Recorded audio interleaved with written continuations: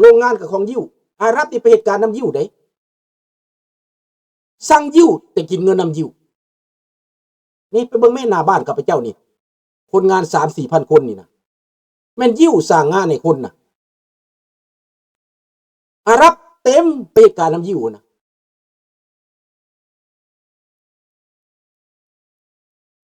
ไผถือศีลครอบครัวจะบ่แตกแยกถ้าบ่มีศีลครอบครัวจะแตกแยกผัวลิ้นสาวเมียลิ้นบ่าวอันนี้คือบ่มีศีลแม่นความเจ้าอยู่ได้อันนี้ก็ได้บีบอกว่าท่านออกมาเว้าแม่นถูกแล้วทุกอย่างมีเบื้องหลังเบื้องหน้าเบื้องหลังเพราะพระเวียดนามออกหน้าอันนั้นแหละข้าพเจ้าสงสัยกับอันนั้นอันหนึ่งพระองค์นี้ต้องเตรียมมานานหลายปีต้องเตรียมมานานหลายปี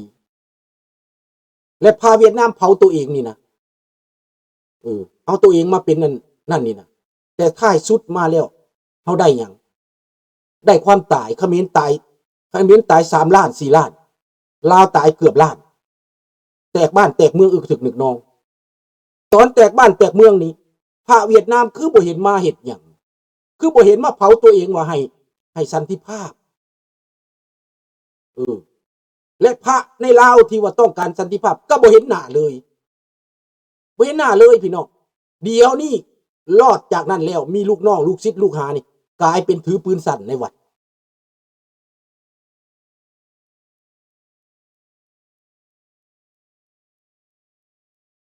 ดังนั้นไปพิสูจน์ทราบซะอย่าคิดไปเองเอากับพิสูจน์เลยดิข้าพเจ้าไปสืบเลยดิว่ามาแต่ไสอินเดียมานะก็ฝึกมาอย่างดีคนก็ฝึกมาอย่างดีผู้ใดสิเป็นคนเว้าผู้ใดสิเป็นนั่น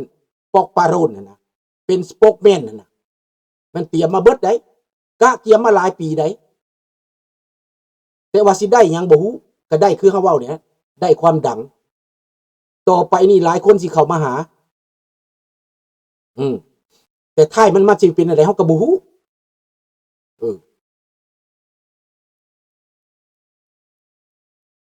มันผิดสังเกตอยู่บนว่าพระในอเมริกามีหลวงหลายไพ่มากที่พระดีก็มีพระบ่ดีก็มี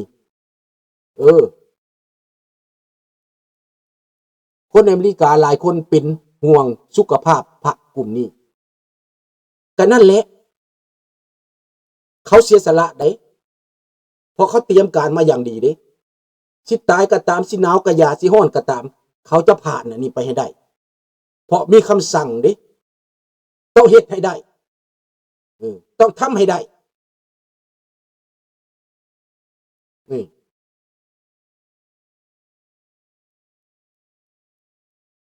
ไม่ได้ปักปั๊มก็ตอบโต้สิจะให้คนทั้งโลกไปเห็นดีน้ำเจ้าเบิดซันบอกข้าพเจ้าก็มักศาสนาคือกันแต่พระที่ข้าพเจ้านับถือเพิ่นก็บ่ได้ไปเฮ็ดแนวนั้นบ่แม้แต่ไปโฆษณาเพิ่นยังบ่ไปโฆษณาได้สร้างขึ้นมาคนมาเองเพิ่นบ่ได้ไปโฆษณาเพิ่นบ่ลงเว็บไซต์โฆษณาได้มีแต่ภายในซื่อๆข่าวซื่อๆเจ้าอยากมาก็มาคนเฮานี่นะ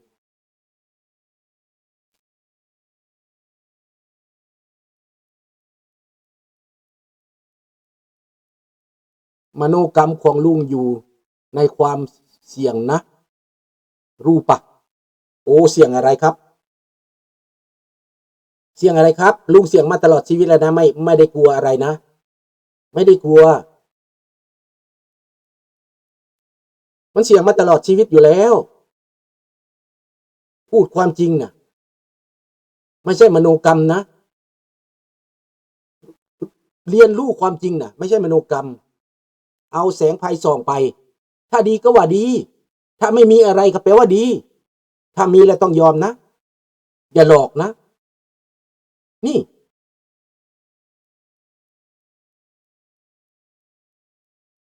ไม่ใช่พระทั้งโลกนี่แสดงว่ามีแต่พระองค์นี้ที่ต้องการสันติภาพเนาะสันติความจริงนั้นต้องอยู่ที่สงบอันนี้สันติพระที่สันตินะ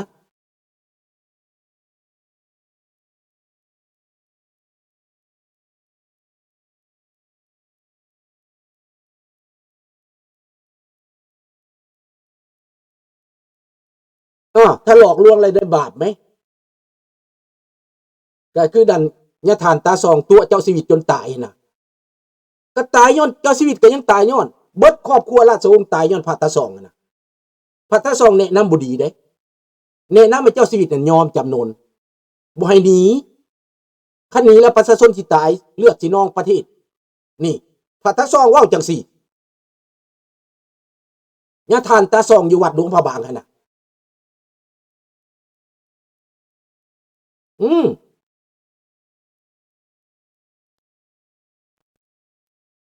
ทุกสิ่งอย่างถ้าจะทำความดีนะถ้าพูดความจริงแล้วจะเสี่ยงก็รู้ว่าพูดความจริงแล้วเสี่ยงคันว่าพระพวกนี้นะตอนเขาปราบอยู่ราชประสงค์คือบ่ไปบิณฑบาตแหน่ไปอยู่ไสตอนเขาตีกันยวนตีกับเขมรตีกับไทยอยู่ในอันชายแดนนั่นหั่นนะมันคือมาเฮ็ดอยู่พี่ซะคือบ่ไปเฮ็ดอยู่พุ่นก็ไปเดินตัวถือธุดงค์แล้วก็ถือไม้คอนเท่าเอามาโลกาไปอย่ายิงกันนะอย่ายิงกันนะอย่ายิงกันนะโยมอย่ายิงกันนะคือบ่ไม่ไป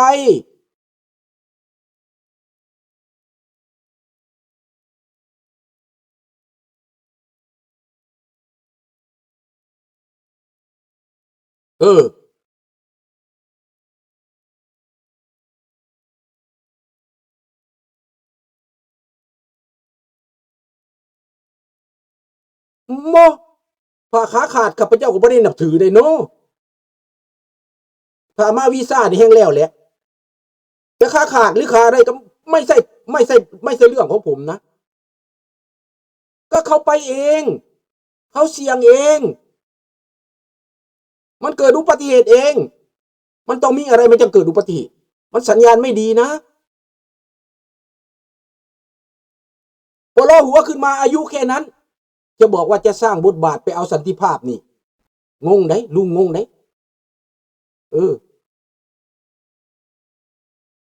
หากระบวดในจักรพรรษาจะมาบอกขาขาดได้สันติภาพเขาอยากขาขาดบ่โนเขาไม่คิดว่าเขาจะขาขาดพระนะ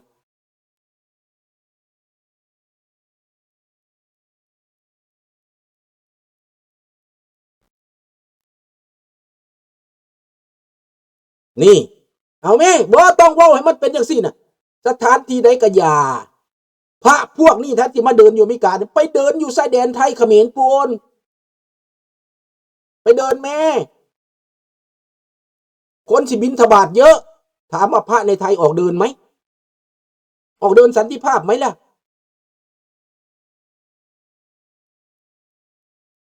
ลุงนี่ยังหนุกเด้แต่งเพลงให้พร้อมขอให้ทั้งสองชาตินี่หักกันนี่แม่นบ่แต่พระองค์นี้ได้เว้าบ่ว่าให้สันติภาพอยู่ชายแดนไทยเขมรให้รัสเซียหยุดเว้าบ่เน้ออย่ามาตัวข่อยกะอย่ามาตัวกะอย่าสันติภาพเจ้าอยู่บนไหนสันติภาพเจ้าจะได้สันติภาพบนไหนเจ้าเดินต้องสัตย์จีนเจ้าเดินเพื่อสันติภาพในยูเครนจะเดินเพื่อสันติภาพประเทศไหนคันว่าพระไทยองค์นั้นมาเดินในอเมริกาทำไมพระองค์นั้นไม่ไปเดินธุดงค์ในที่ตอนเขายิงระเบิดไปไม่เข้าไปในสนามบินว่าห้ามยิงนะยกไม่เท่าขึ้นดิห้ามยิงนะ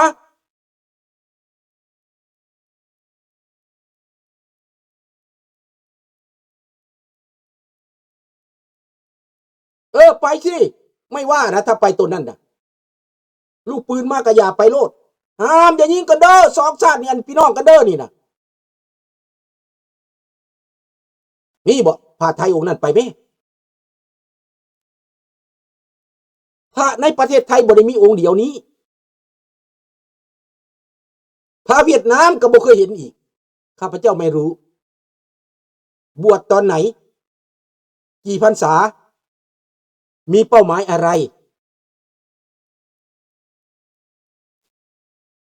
The lead those monks said peace is our mind เอาไผบ่ต้องการสันติภาพต้องการสันติภาพเบิดทุกคนเด้อแต่ตั้งคำถามมาแต่ใส่เกิดขึ้นมาได้จังไดปุ๊บปับขึ้นมานี่นะบาดไปเบิ่งทางหลังแล้วมันเตรียมการมาขนาดนี้เรื่องที่เว้าแบบนี้นะมันมีแต่ลุงนี่แหละสิเว้าออกมาแบบนี้นะเพราะว่าลุงค้นคว้าเป็นเดือนแล้วลุงจังเว้าตั้งแต่เริ่มต้นลุงติดตามแต่ลุงบ่ทันเว้าเบิ่งพฤติกรรมไปก่อน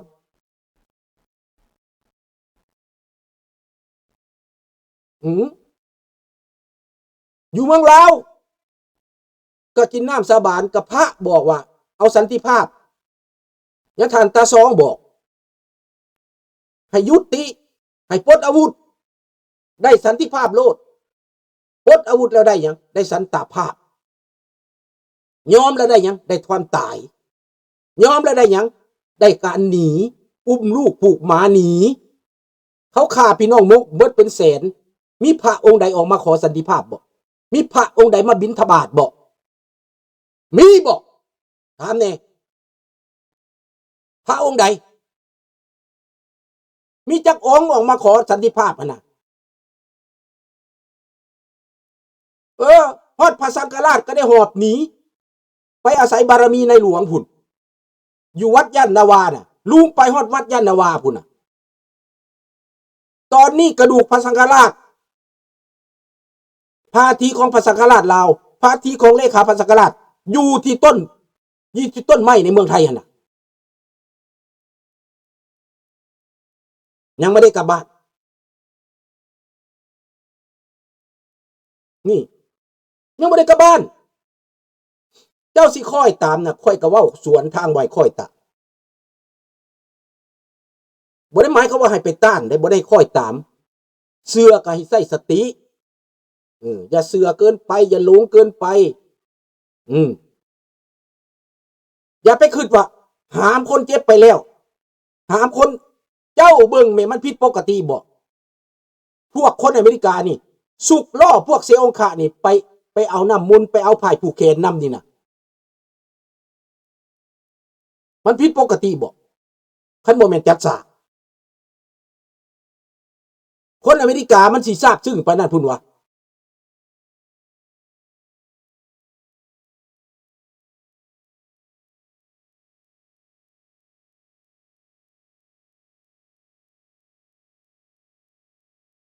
ไม่เกี่ยวผู้ที่ให้ความสว่างนี่นะผู้ที่ให้คนคิดคนเห็นนี่นะ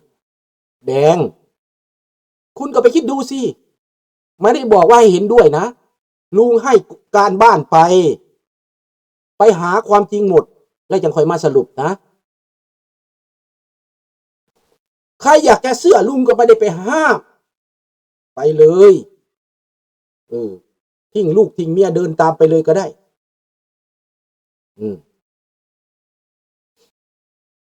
เสียคือพระเวทบ่เอาเมียคือพระพุทธเจ้าบ่เอาเมียไปทานเลยก็ได้เด้เอาไปเลย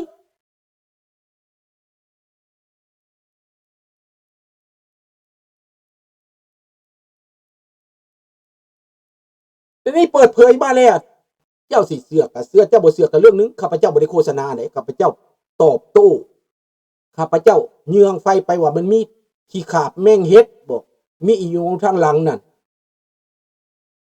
ข้าพเจ้าว่ามันเป็นการเมืองและข้าพเจ้าก็ไม่ได้ว่ามันดีหรือบ่ดีอีกนะข้าพเจ้าว่าแม่นการเมืองอยู่เบื้องหลังเยืองไฟไปนะพอมันมืดดิคนเบิ่งแต่ทั้งว่าอันลิ้นละครสากละครนั่นน่ะว่าได้สันติภาพแน่นอนคนอเมริกานี่หักกันแล้วหักกันจะได้พรรคเดโมแครตนี่เขาปลุกระดมให้จัดการเท่าถ้ำนี่ล่มละลายเราคัดขวางเราเตะขวางทางเราไปซอยเวเนซุเอลาบ่ให้บักมาดูฆ่าประชาชนเจ้าก็ไปด่าเราสิไปซอยพวกอิหร่านบ่ให้รัฐบาลอิหร่านฆ่าคนอิหร่านเบิด30,000 คนไปแล้วบาด